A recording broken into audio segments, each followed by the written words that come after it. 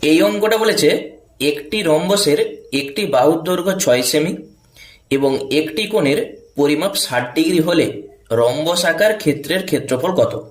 চারটা অপশন আছে। তাহলে আমরা জানি যে রম্বসের প্রত্যেকটা বাহুর দৈর্ঘ্য সমান হয়। দেখে নাও কিভাবে অঙ্কটা হচ্ছে। দেখো, এইটি হচ্ছে একটি রম্বস, ঠিক আছে? এইটা ধরো একটি রম্বস, তার প্রত্যেকটা বাহুর দৈর্ঘ্য সমান। নাম দিচ্ছি এ, বি, সি আর ডি। যে কোনো একটা কোণ, ধরো এই কোণটা 60 ডিগ্রি, তুমি এসিটাকে যোগ করে দাও, এই যে কর্ণটা, তাতে লাভ কি হবে? দেখো, এই রম্বসটাকে যখন আমরা এই কর্ণটা যোগ করেছি তখন দুটা ত্রিভুজে ভাগ করেছি। দুটা ত্রিভুজেরই ক্ষেত্রফল কিন্তু সমান, মানে একটা ত্রিভুজের ক্ষেত্রফল বার করে তাকে 2 দিয়ে গুণ করে দাও, তাহলেই রম্বসের ক্ষেত্রফল তুমি পেয়ে যাবে।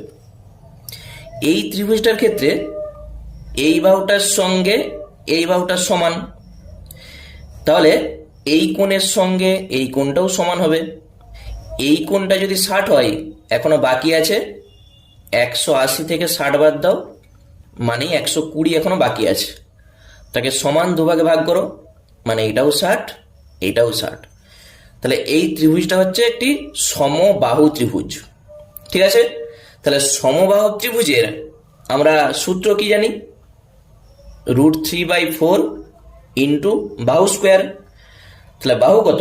6 করে, তাহলে 6 স্কোয়ার। এইটা হচ্ছে একটা ত্রিভুজের ক্ষেত্রফল। তাহলে দুটা ত্রিভুজের ক্ষেত্রফল কত হবে? তাকে তুমি 2 দিয়ে গুণ করে দাও, তাহলে দেখো কত আসে।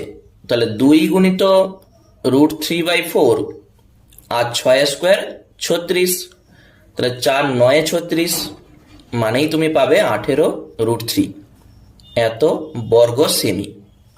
তাহলে এখানে উত্তরটা হয়ে যাবে অপশন বি, ঠিক আছে? একটা ত্রিভুজের ক্ষেত্রফল বার করে তাকে শুধু 2 দিয়ে গুণ করে দাও। মানে তুমি এটা মনে রাখবে, শর্টকাট নিয়ম, সমবাহু ত্রিভুজের ক্ষেত্রফলের সঙ্গে শুধু 2 গুণ করে দাও, তাহলেই আমাদের উত্তরটা চলে আসবে।